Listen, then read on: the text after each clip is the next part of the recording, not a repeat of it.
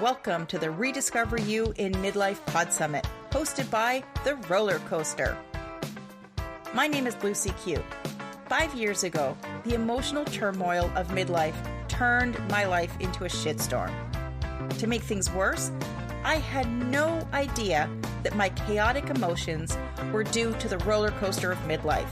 I thought I was crazy, and I felt completely alone. I've come to realize that midlife is more than a list of symptoms that we have to endure or cure. Midlife is the beginning of our next chapters. This is our time to be heard, to live our best lives, and to fix those pesky hormones. Join me as I chat with experts and industry leaders about nutrition, bone health, hormones, mindset, healing, journaling, living life to the fullest, and yes, even sex. I'm inviting you to throw your head back, arms in the air, and come along with me for the ride.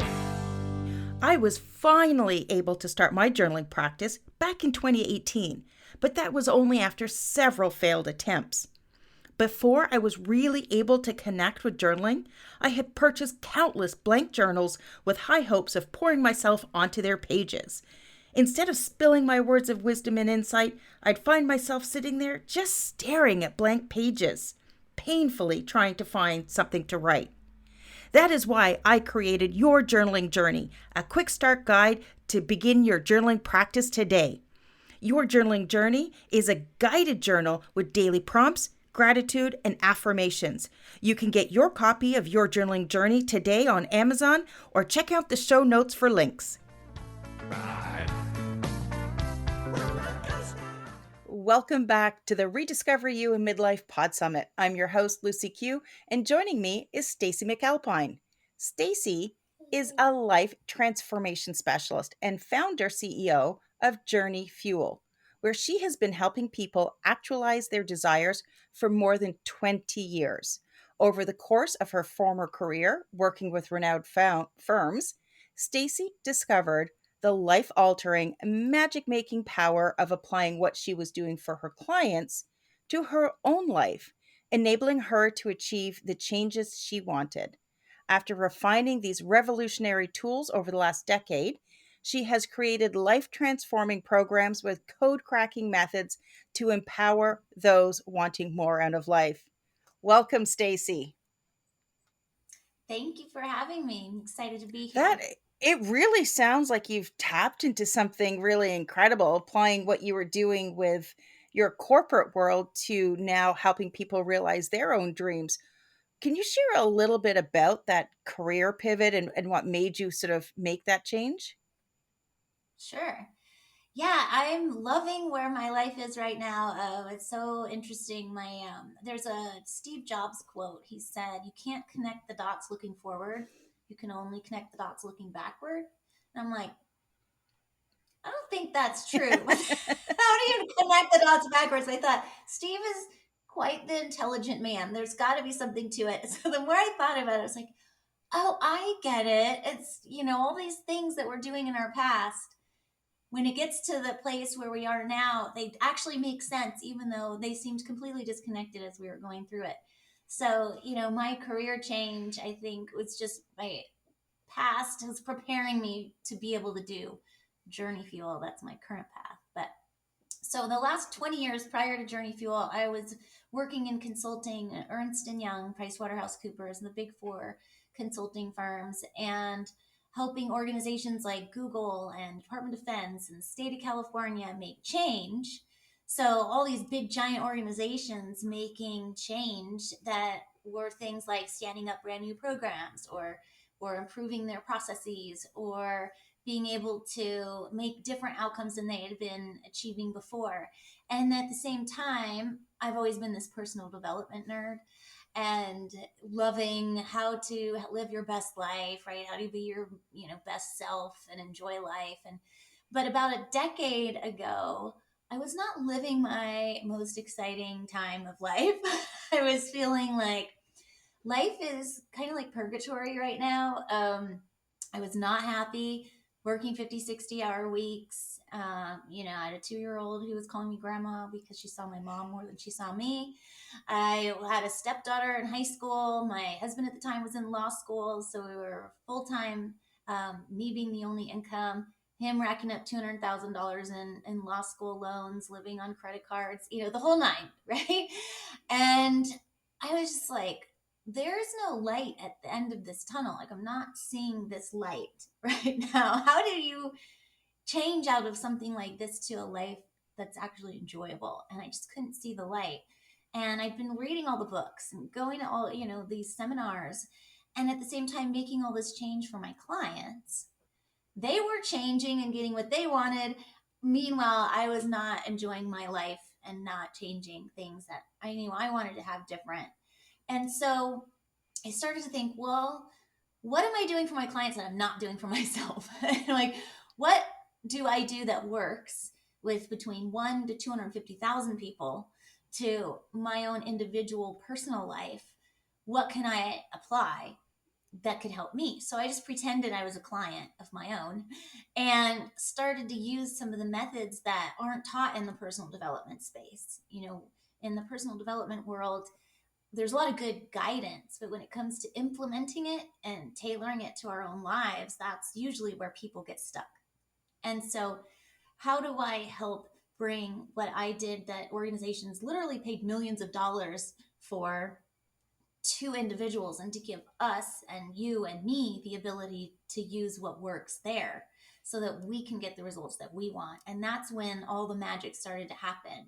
Now I started being able to get the clarity that I needed to be able to get to where I knew what I really wanted and what mattered most. And then I was able to get to where I was able to articulate, okay, what does that look like for me? What is the end outcome, that I'm going towards? So then I could start to build the path to getting there.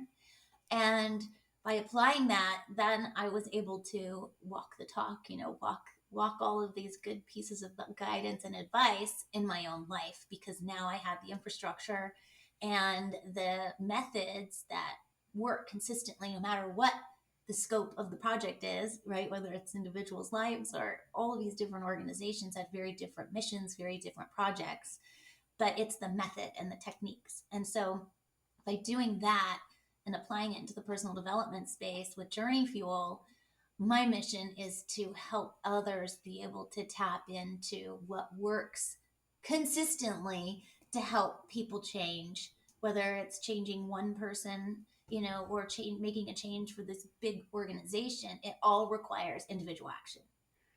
So it helps us take our own desires and articulate what those are in a way that takes the doubt out of it with a trusted process that can help us get to the clarity, and then being able to articulate kind of, well, what does that look like for me, and how can I make that happen, and brings that to life. So it's been great. Like, all the dots from over there connecting to where I'm at now, I feel really is serving what has been a missing in the areas that other people really are in the quest for. How do I actually make this change in my own life? When you decided to make the change, because that's a big pivot to go from, sort of a high level corporate job to, hey, I'm going to hang out my own shingle. What were the Yeah. what were the people around you saying when you decided all of this? Well, this was not an overnight experience. It took a lot of, my own soul searching to find my own path of what I wanted my life to be like. And a big piece of that is getting rid of the shoulds. And so, whatever people were saying, they didn't have to do my life.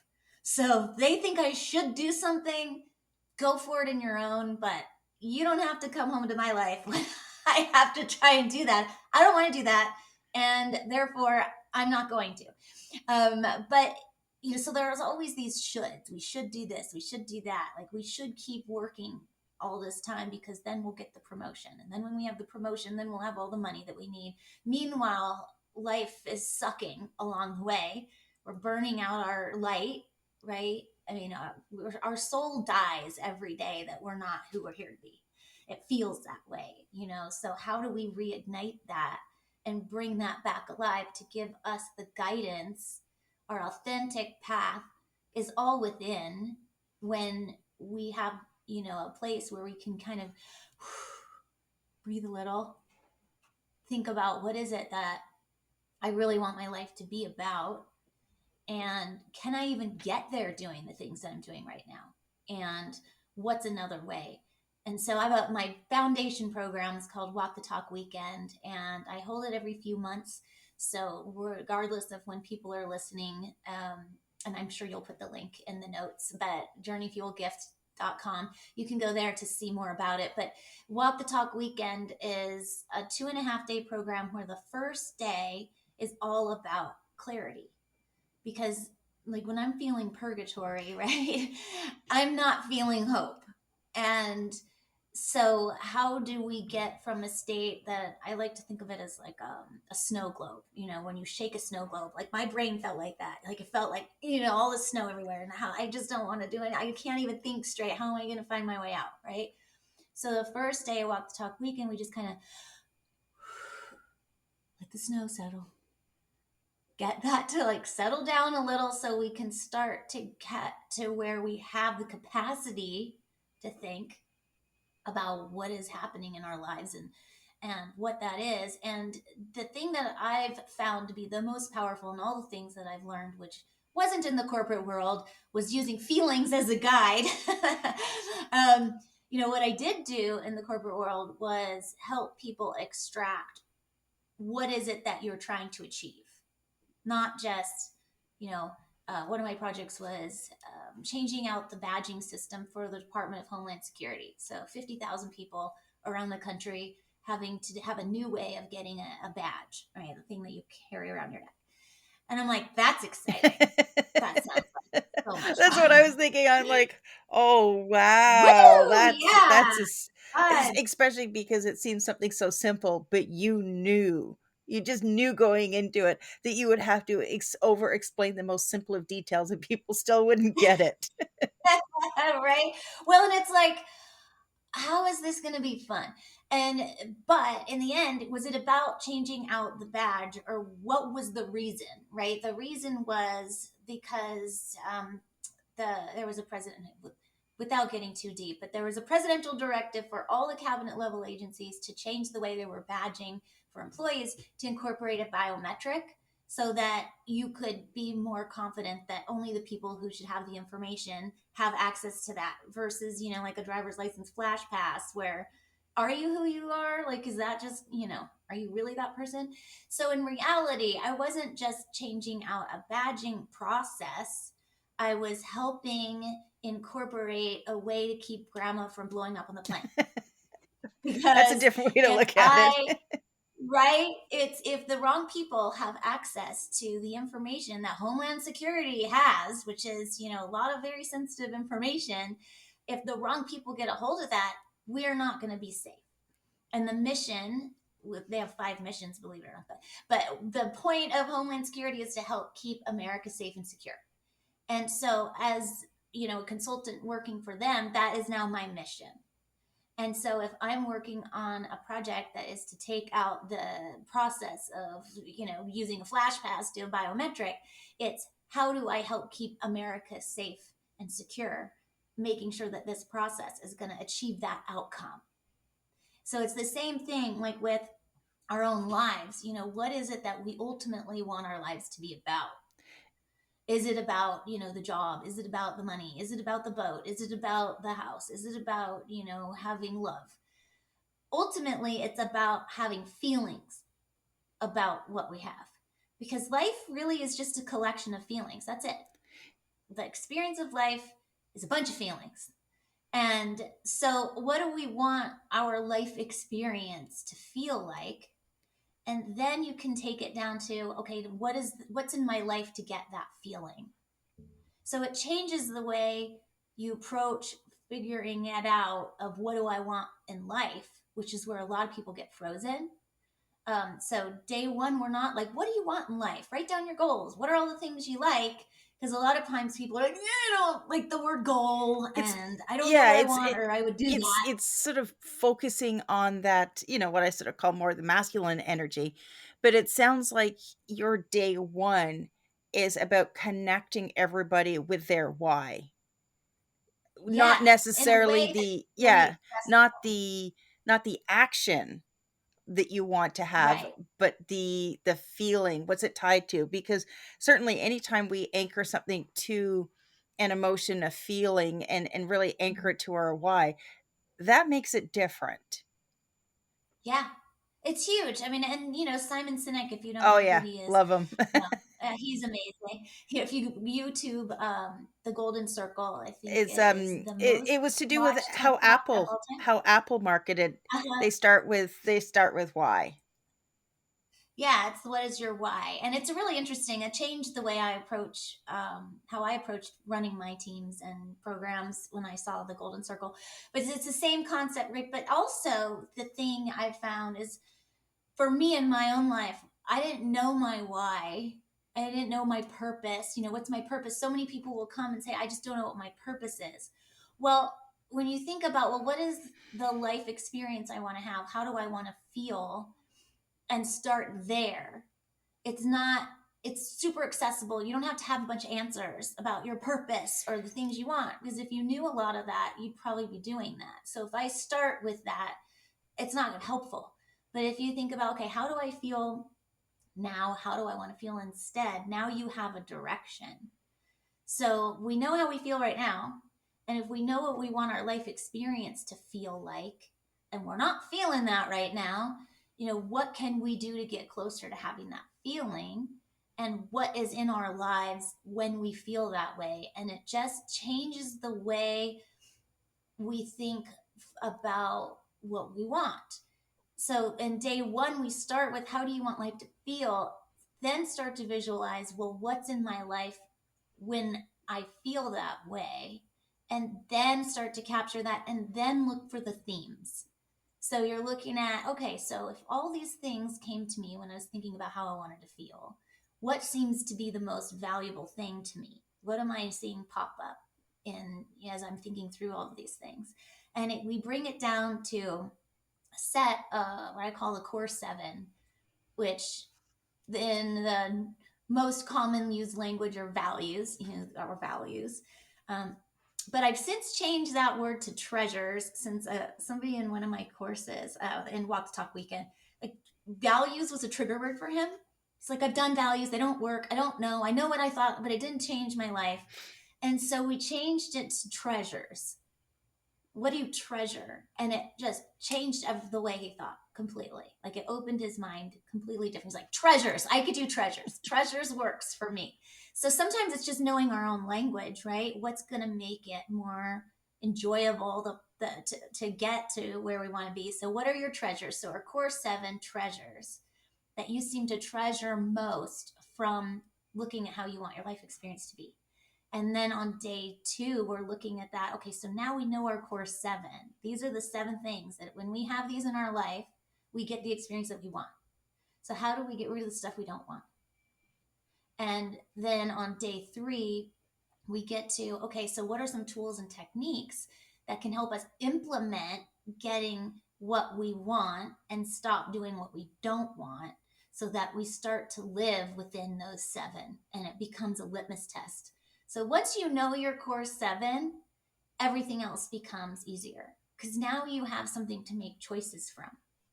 And so once you know that, then what it comes down to is, okay, if I'm going to do anything at all, I automatically test it against my seven. Does it line up? Does it not line up? If it doesn't line up, why on earth would I be doing that? Because that's not going to add any value to my life. And if anything, it's going to take time away from the things that I do want in my life. And I can't have the life experience I want doing things that aren't giving me the feelings that I want. So it takes this ultimate objective of being able to connect with the feelings and the emotion, like you said, and build in how do I want something to feel, which becomes the easiest thing to create direction that we can all do. And what's in my life that I'm building toward? What are my 7 treasures that now I have a path to, how do we now build my path to get there? And so without that end game, you could do all kinds of stuff that may not get you there. It's like if I just looked at changing the system, the process for a badge. Okay, fine, it incorporates this biometric, but is it achieving the outcome? Did it work? What if we just kept focus on all I get to do is just follow these rules to change the way that I'm issuing a badge? Then that's not the outcome we're working toward. As we're building the process, is it achieving the outcome along the way? Do we, what if we get the wrong biometric? It's not just about getting a biometric in the card. Is it that person's biometric in the card? Because now we know that it's about protecting Americans from danger by getting the right people the information they need and keeping the wrong people out. So once we know what we're building toward, then every single decision we make, we can say, is this getting me closer to this or not? And if it's not, then we stop doing that and get to what it does. And then the trick becomes, people are like, well, how did you just, go to build Journey Fuel? Well, it took me 10 years. Some of it, I wasn't living what I knew was important to me at the time, because I wasn't in the mindset that was keeping me in that state, right? So it's easy to fall off the wagon sometimes, but anytime I got back on, it always worked. So then I'm like, okay, if it always works when I get back on, I'm just going to stay on and ride this wagon out. So, but it becomes thinking about, how am I going to get there, can kill it. Tony Robbins calls it the tyranny of how. Yeah. You don't think about how you're going to get there. It's first know what it is that you're going toward, and then take a little step at a time to see if you're getting yourself in the right direction. Because if you've never done it before, and if you don't really know how to get there, then trying to map out your whole path before you get there, or trying to figure it all out, you'll never start, because you'll be like, I don't know what I'm doing. If you say, what's one thing I can do to get me closer to that, then you have a direction where you're moving forward, and then you learn the next thing. And then once you know the next thing, okay, what's the next thing that I can do that'll get me closer to that, until you're starting to build up your knowledge and your understanding and your clarity around, how am I going to get there? And then you can start to think bigger. So in the beginning, it's very much accessible by saying, okay, how am I feeling right now? How do I want to feel instead?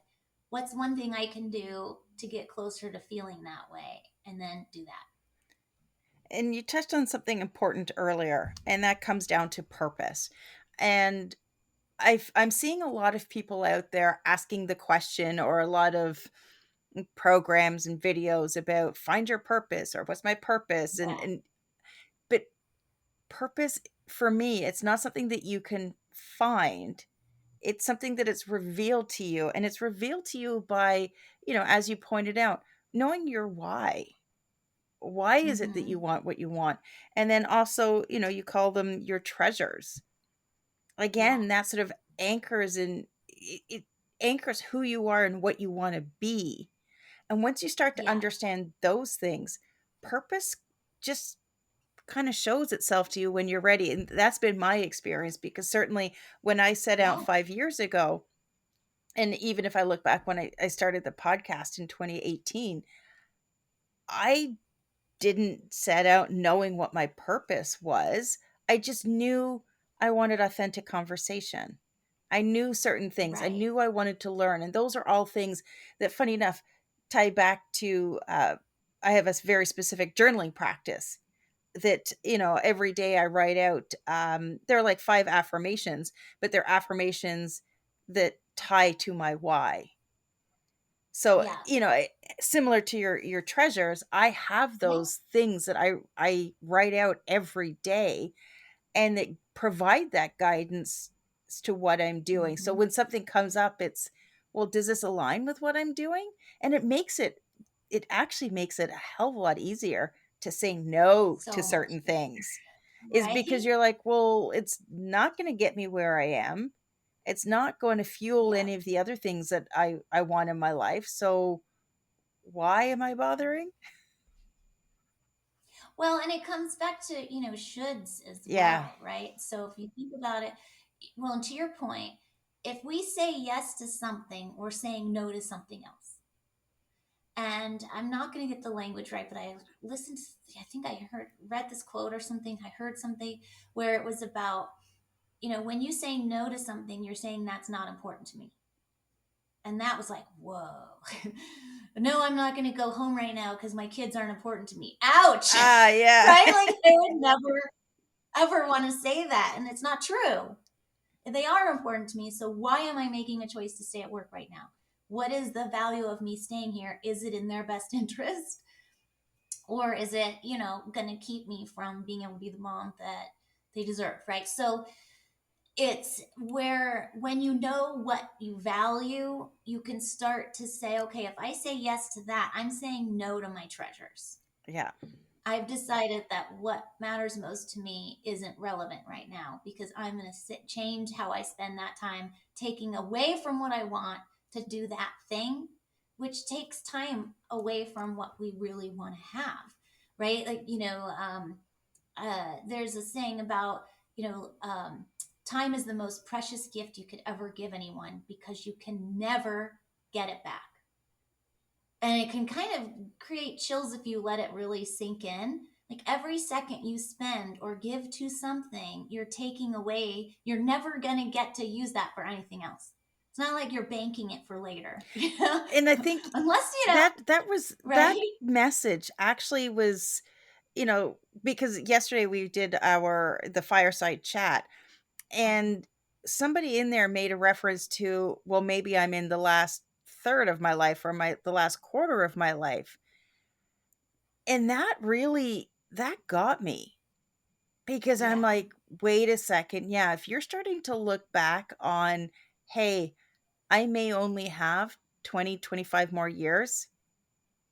If you think of how fast the last 20 years have gone, that's really going to make you question what you're doing and how you're spending your time. Because, I mean, it could be said of any of us. Nobody knows how long we're here. Um, but to really look at things and go, wait a second. And I'm turning 50 in May. And there's part of me that's going, I'm not afraid or, mad or anything like that about turning 50. But there's a part of me that's stopping and going, I've lived half my life. I intend to live to 100. But theoretically, if you look at the age span of some people, I could have lived more than half my life. And when you start to look at life in those terms, then you really, really start to refocus how it is that you're spending your time, and what you're willing to put up with and what you're not willing to put up with. Right? Well, congratulations on your 50. Like you've got 50 years of life experience. All those dots, right, are paving your way. Yeah. You mentioned purpose. So, my big message to people is that we are meant to be here to be who we're here to be. That's why we're here. We all have different DNA. Nobody has the same fingerprint. So if you think about leaving your fingerprint behind, right? If you're leaving your own fingerprint, that's you, not what you should be doing. And so, how do you know what that is? It's just being you. That is your purpose. So, when we're on a quest to what is our purpose, the quest is how can I be as authentic as I can possibly be? Because by doing that, I am creating my ripple effect and living my purpose. And you think a lot of people say, but I should make a difference. Like, I want to be in the community, but do you? Maybe you don't. That comes with its own battle wounds, that one does. Maybe community isn't your thing. There are other people, community is their thing. Maybe yours is going to school and learning how to, med school. I don't know. You think about, oh, do I want to make a change? Well, in the world, you think about doctors. Doctors make a difference in the world. So I'm going to be a doctor. What if you don't want to be a doctor? What if it's instead, oh gosh, I'm really drawn to learning about the body. And so you do that. And then you get learn, you know what? I don't hate chemistry. There's a lot of chemistry in medicine, which for whatever reason, I did not associate that. I'd like, oh, bodies, you fix stuff with drills and things. Drills. But there's a lot of chemistry. And so I was totally turned off by chemistry and decided not to go down that path. But let's say you love chemistry and then you're like, okay, what do I do with that? Oh, I'm going to go to med school. And now you're a doctor and now you've made a difference. You didn't have to set out as I want to be a doctor someday because I'm going to make a difference. It's you're attracted to certain things that are going to, when you follow the scent of the things that you're attracted to and become that is the ripple effect that you're making. That is your purpose and ultimately going to make your difference. So we are making a difference. And when you think about it, the most selfish thing we could do is not do that. And so there's so common, oh, I'm being selfish to take care of myself, or oh, I should be taking care of this, or I should go to church today when I feel like I might die inside, like I'm exhausted, but what if you keep doing all these shoulds, then you don't ever get to go to church because you might not be taking care of yourself and you might not make it to 50, right? And then you might not get to go meet those people and help people and do things that could make a difference by just having your presence here and impacting people through so many different ways. I finally articulated as I go, I refine and refine things that I come up with that I want. And I nailed it in my opinion of what I now know that my mission is. And I'm creating the biggest ripple effect of all time by being who I'm here to be, helping others to do the same, and bringing souls and humanity alive. That's what I believe I'm here to do. And all I do to do that is be me. Beautifully said. It's pretty Beautifully said. cool, Yeah, right? yeah, definitely. So if I'm me and I'm helping other people realize that if they just do them, then I'm bringing that soul alive simply by doing what I'm drawn to, which is to helping other people find their path and passion. And to want to live a life they love waking up to, right?